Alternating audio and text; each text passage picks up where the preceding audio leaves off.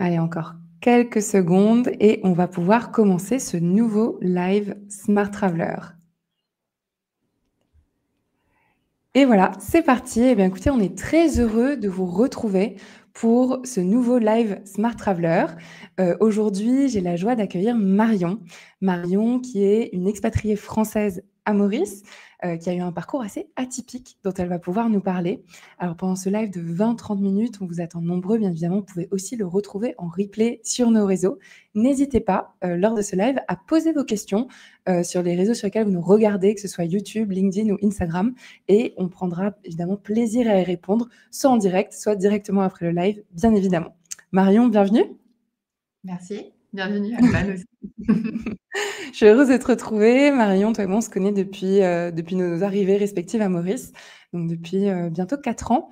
Est-ce que tu pourrais te présenter en quelques mots, Marion, me dire qui tu es, d'où tu viens et quelle est aujourd'hui ton activité professionnelle à Maurice?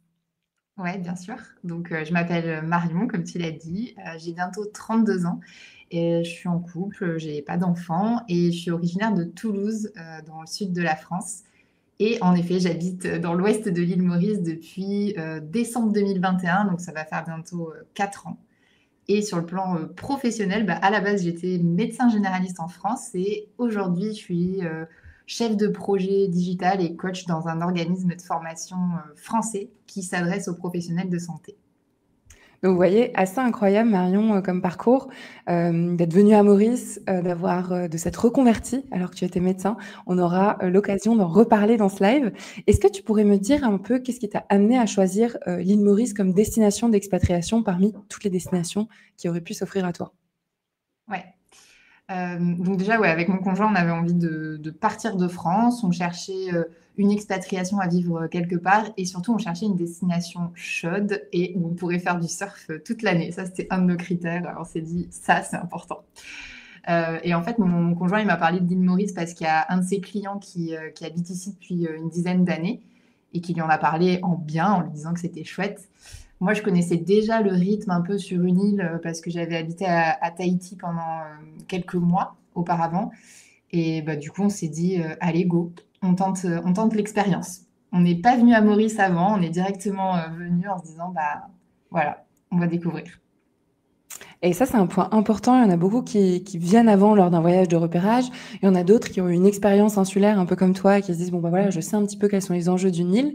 Mais alors, toi, est-ce que tu peux nous dire justement comment s'est passée ton expatriation et tes démarches administratives? Quel visa tu as choisi justement pour avoir la possibilité de venir découvrir l'île sans trop de contraintes dans un premier temps, j'imagine? Exact. Ouais, en fait, au début, comme justement, on était un peu en mode on tâte le terrain, on va voir un peu comment ça se passe, on est venu, enfin, moi, j'étais en visa premium, en tout cas sur le plan administratif, pendant les deux, trois premières années. Et ensuite, quand on a vu que ça nous plaisait, qu'on voulait rester sur du plus long terme, moi, je me suis lancée dans les démarches du fameux self-employed. Et là, ça a été un peu plus prise de tête. Autant le premium, c'était assez simple.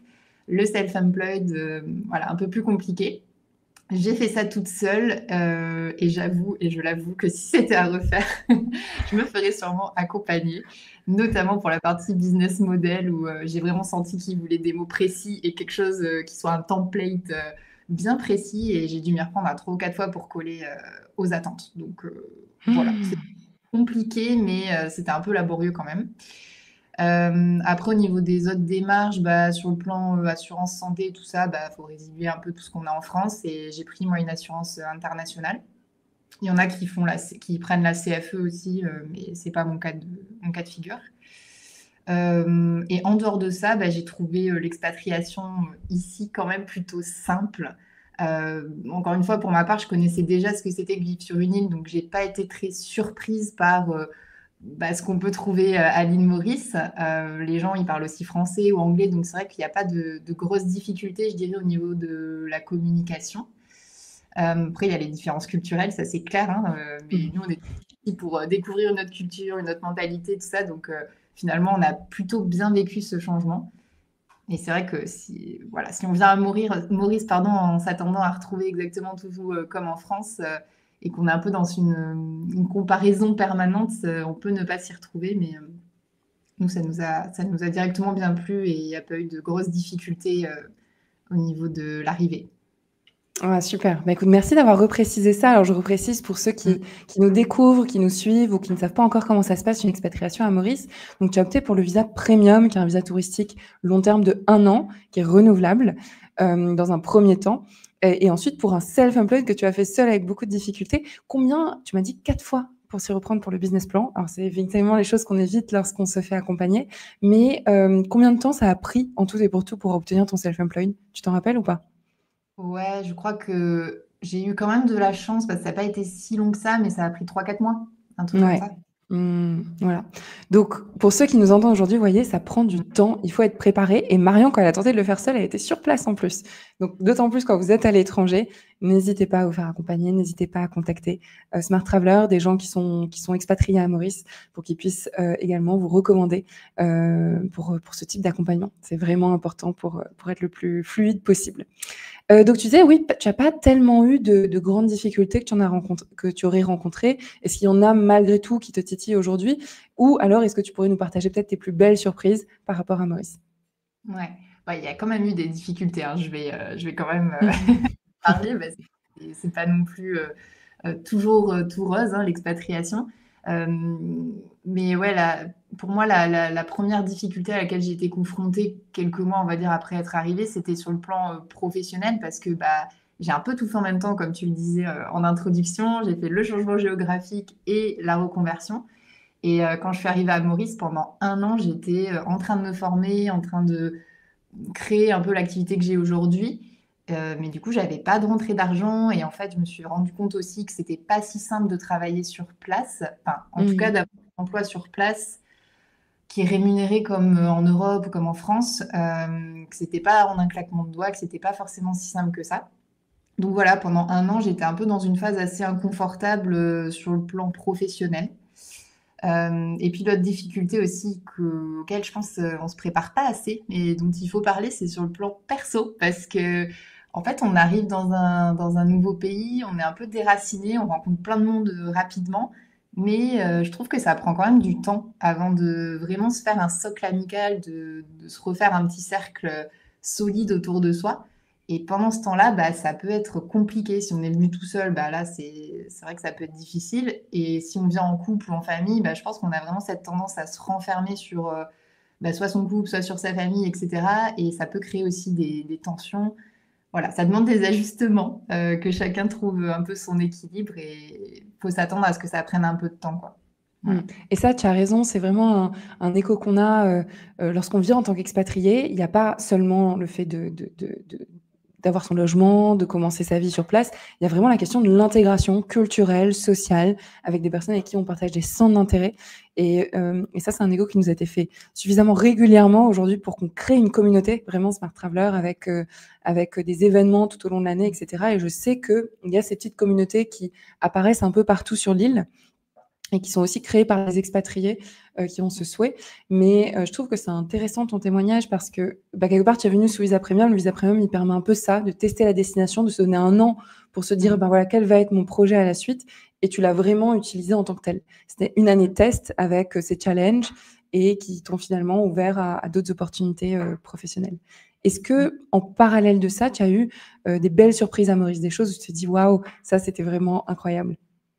Ouais, bah, alors je dirais ça a été une surprise et à la fois je m'y attendais un peu, mais de découvrir, bah, cette culture avec, la gentillesse des gens, ce côté très, moi j'aime bien ça dans les îles, ce côté un peu entraide, on se débrouille toujours, ça se débrouille, voilà, on y arrive toujours à trouver une solution et ça j'aime beaucoup et je trouve que ça fait du bien.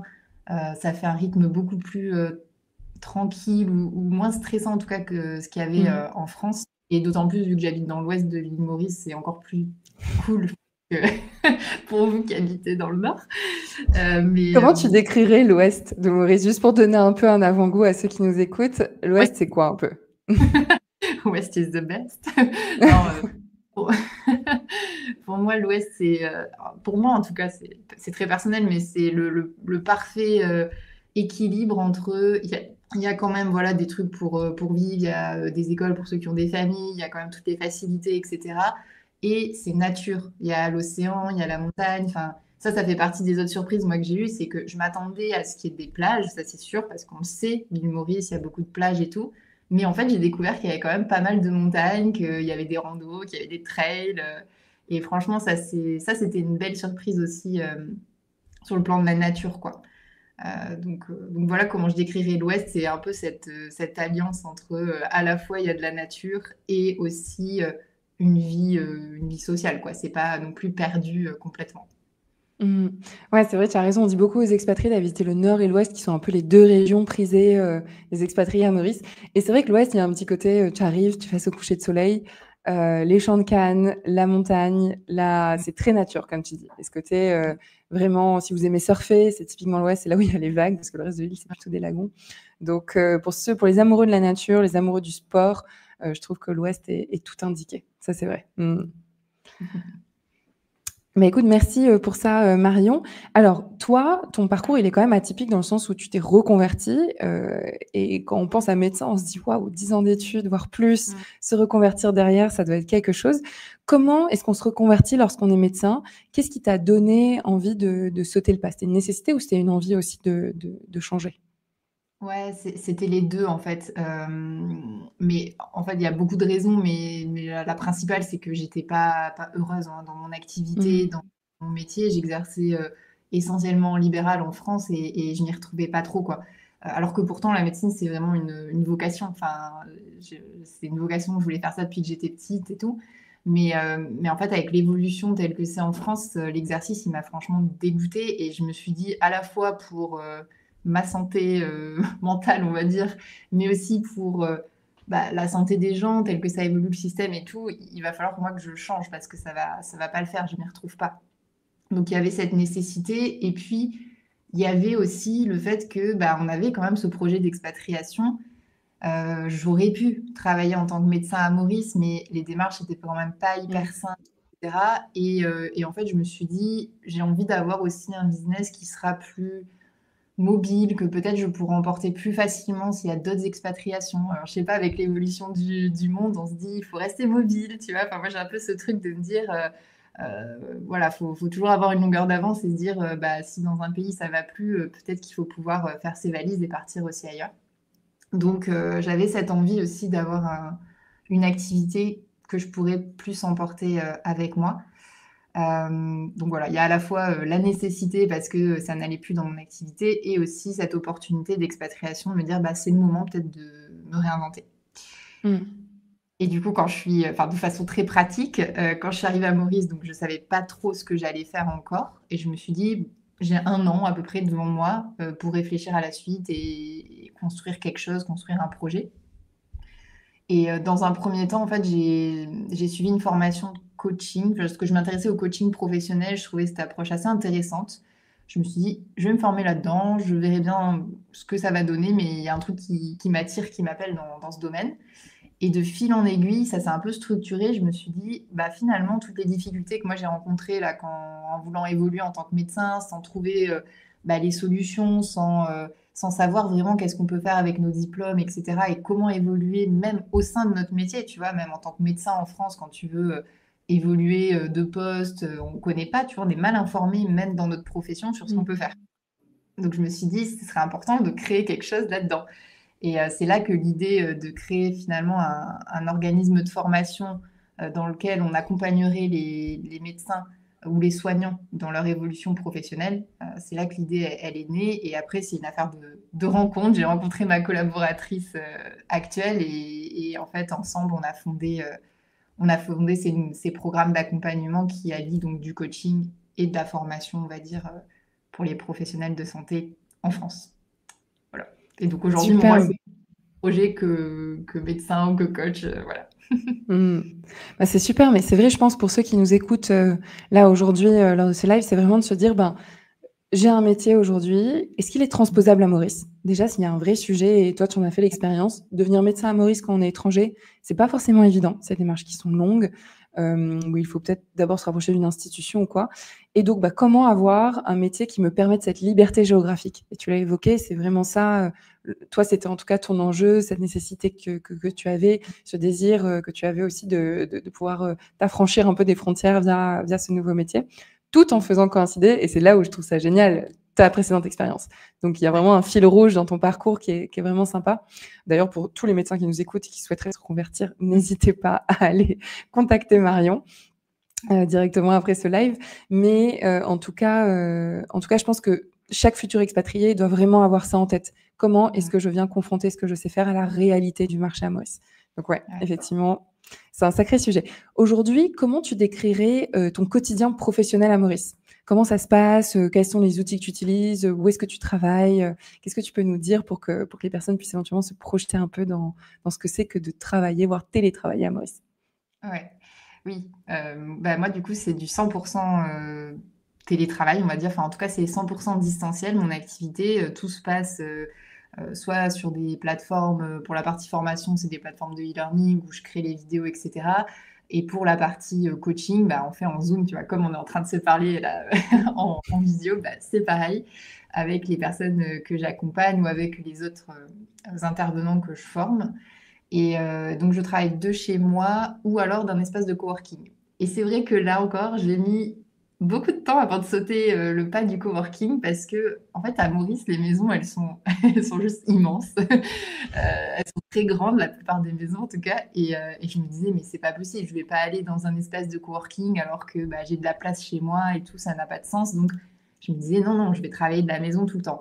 Mais en fait, au bout de 1 ou 2 ans, à travailler de chez soi, ça allait pas. Même si je suis en relation avec d'autres personnes toute la journée, j'avais besoin de sortir de chez moi. Et c'est pas parce qu'on est dans une île, dans un cadre idyllique, qu'il n'y a pas aussi ce besoin de bouger, enfin voilà, on a besoin aussi d'un équilibre. Et donc, c'est là que j'ai commencé à travailler aussi dans un coworking. Donc, aujourd'hui, j'alterne. Il y a à peu près moitié de semaine, je suis au coworking et moitié de semaine, je suis chez moi, à la maison. Là, aujourd'hui, je suis chez moi, par exemple. Donc voilà, il y a cette partie-là. Et depuis pas très longtemps aussi, enfin depuis à peu près 1 an et demi, avec 2 autres amis qui ont des business aussi en ligne comme moi et qui font du full télétravail, on a ressenti aussi ce besoin de créer quelque chose qui rassemblerait aussi localement et physiquement les personnes. Et c'est donc Ladies Biz Expat, qui est plus un collectif, voilà, où on invite les femmes expats entrepreneurs ou en tout cas qui s'intéressent à l'entrepreneuriat, qui ont envie de lancer une activité entrepreneuriale pour créer ce côté connexion, créer du lien. On fait des événements physiques, voilà, des workshops, des apéros, des repas, etc. pour permettre d'amener un peu ce côté entraide et connexion, lien qui peut manquer parfois quand on est que en distanciel. Écoute, merci pour ça, c'est vrai, mais c'est incroyable de voir ça et de voir en fait tout ce qui est mis en place par nos expatriés et les expatriés qu'on côtoie au fur et à mesure, ces petites graines que vous semez partout autour de l'île et pour justement créer du lien. Comme tu dis, je pense que c'est vraiment l'essentiel quand on est expatrié. Et surtout, pour ceux qui se posaient la question, tu y as répondu. Il y a des espaces de coworking à Maurice, ça n'arrête pas de sortir de terre, il y en a de plus en plus. Donc pour ça, pas de souci. Et au contraire, comme tu dis, c'est hyper important. Ça permet d'avoir des collègues qui ne sont pas des collègues de la même boîte, mais qui permettent quand même de sortir de soi. Alors, justement, via Lady Biz Expats, mais aussi en général en tant qu'expatrié, quels sont les challenges que tu remarques chez celles qui développent leur business à Maurice et les avantages? Est-ce que tu vois ces choses-là? Ouais, complètement. Alors, il y a des challenges qui sont les mêmes qu'on soit à Maurice ou ailleurs, qui relèvent plus des freins au changement, tu vois, des craintes qu'on peut avoir quand on veut se lancer dans l'entrepreneuriat ou quand on veut lancer un business. C'est pas évident, on a plein de freins et ça, je dirais que c'est les mêmes qu'on soit partout dans le monde. Mais après, il y a quand même quelques particularités à Maurice. La première que je vois, c'est comment dire, c'est peut-être le manque de temps dans le sens où ici, et contrairement quand même en Europe, les écoles et tout ça, ça ferme hyper tôt. À 14h, 15h, voilà, faut récupérer les enfants et tout ça. Et du coup, je vois plein de femmes ici qui essaient de développer des activités entrepreneuriales et c'est pas évident parce que les journées, elles sont un peu raccourcies et c'est difficile du coup de mettre au lancement d'un projet quand il faut justement y passer du temps, il faut mettre beaucoup d'énergie, parfois c'est pas évident. Quand il y a les cyclones, la période cyclonique, les écoles elles ferment un peu au dernier moment, ou alors quand il y a des fortes pluies, des trucs comme ça. Donc ça c'est un truc c'est une des difficultés, je dirais, qui est peut-être inhérente à Maurice, ou en tout cas au pays où l'organisation est faite comme ça. Et puis après, plus technique. Alors là, c'est pour celles qui ont plutôt des business en ligne, mais c'est vrai qu'un des challenges, c'est les solutions de paiement qui sont très limitées à Maurice. Il n'y a pas voilà, Stripe ou les trucs comme ça. Donc c'est vrai que ça peut complexifier un peu certains business quand on veut le développer.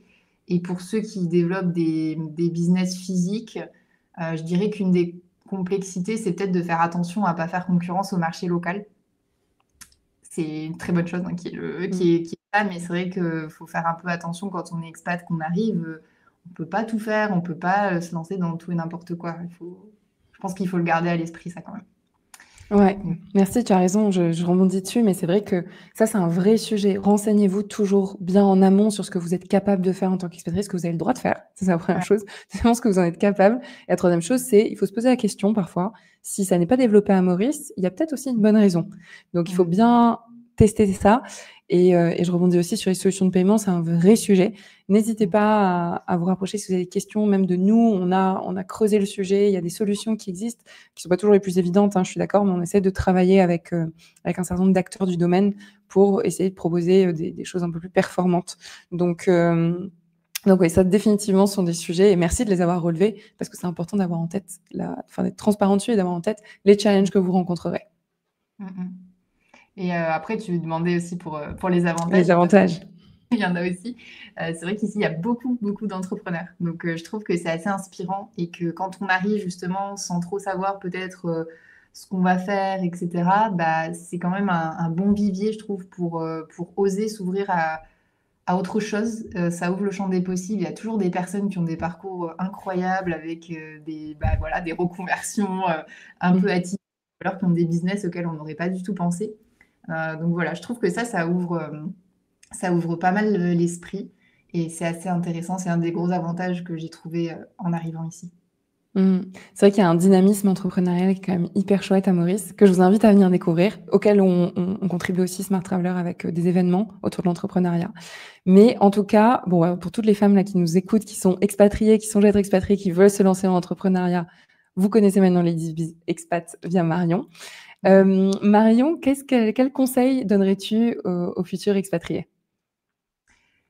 Alors, je l'ai peut-être dit un peu tout à l'heure déjà, mais pour moi, faut être prêt à sortir de ce qu'on connaît. En fait, il faut être prêt à découvrir une autre culture. Faut pas s'attendre à retrouver son pays d'origine là où on va, en fait. Et voilà, c'est pas parce qu'ici les gens parlent français que c'est la France. Il y a vraiment des différences culturelles et je crois qu'il faut vraiment être prêt à ça. Et venir peut-être pour les bonnes raisons aussi, quoi, parce qu'on a envie de vivre une expérience, parce qu'on a envie de s'ouvrir à une autre culture. Sinon, le risque, c'est qu'on ne se sente pas bien en fait dans le pays, en décalage, quoi. Donc ça serait mon conseil. Et après, ouais, quand même si c'est pas ce que j'ai fait, je conseillerais aux gens quand même de venir peut-être avant, voir un peu comment ça se passe, 2-3 semaines pour déjà s'imprégner un peu de la culture et du rythme insulaire, parce que ça convient pas à tout le monde. Donc, je pense que c'est important de se rendre compte un peu ce que ça peut être au quotidien avant de se lancer dans une expatriation, surtout, je dirais, quand on a une famille, quoi. Parce que c'est vrai que quand on n'a pas d'enfants, c'est assez simple. On va à un endroit, on va à un autre endroit. Bon, les implications sont pas les mêmes. Mais pour ceux qui ont des familles, je pense que c'est important de faire un test avant, peut-être. Ouais, définitivement, on est aligné dessus, c'est ce qu'on recommande. Pour nous, c'est vraiment important, c'est comment dire, un game changer. Enfin, vraiment, en tout cas, Mm. c'est la chose à tester pour confirmer ou infirmer un projet d'expatriation. Marion, un grand merci. Pour conclure, si tu devais résumer ton expérience d'expatriation à un mot ou une phrase, ça serait quoi? Moi, je vais dire meilleure décision de ma vie. Bon, bah ça, c'est Voilà. super positif. Donc, tu dois rester encore quelques années à Maurice. Ouais, ouais, franchement, ouais. Ouais. On est pas prêt de partir. Ah bah écoute, ça c'est hyper positif. Merci pour ton temps, Marion. Merci d'avoir accepté de témoigner pour Smart Traveller. Bravo pour tout ce que tu as créé depuis que tu es ici. Ce sont les expatriés qui arrivent à développer une activité sur l'île et qui arrivent surtout même si elle est à distance, à se nouer ces liens et à s'inscrire dans le temps qui reste le plus longtemps. Et nous, on le note tous les jours. Donc, bravo pour ça. Un grand merci encore pour ton temps. Et puis, on se retrouve bientôt. Et vous tous, si vous voulez retrouver Marion, vous pouvez la retrouver sur Ladies Biz Expat. Et vous pouvez lui poser toutes vos questions. Merci Alban. À très bientôt.